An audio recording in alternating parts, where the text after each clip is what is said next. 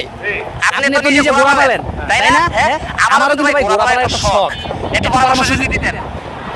আলহামদুলিল্লাহ ভাই, আসলে ঘোড়া পালি, ঘোড়া অনেকে বলে আমার শখে পালি, কিন্তু আমি কিন্তু শখে পালি না ভাই।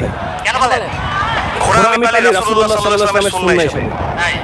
ঘোড়া সম্পর্কে আল্লাহ রাসূল স্পষ্ট করে বলেছেন যে ঘোড়ার এই যে আপনি কপাল দেখছেন, এই কপালে বা ললাটে কিয়ামত পর্যন্ত আল্লাহ কল্যাণ রাখছে। মানে যে ব্যক্তি ঘোড়া পালবে এই কল্যাণটা সে পাবে।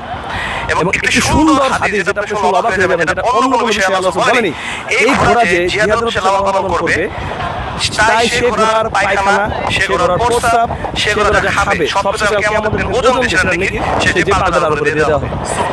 এবং এই ঘোড়া সম্পর্কে স্পেশালি কোরআন একটি সূরা নাযিল হয়েছে, সূরা আদিয়াত।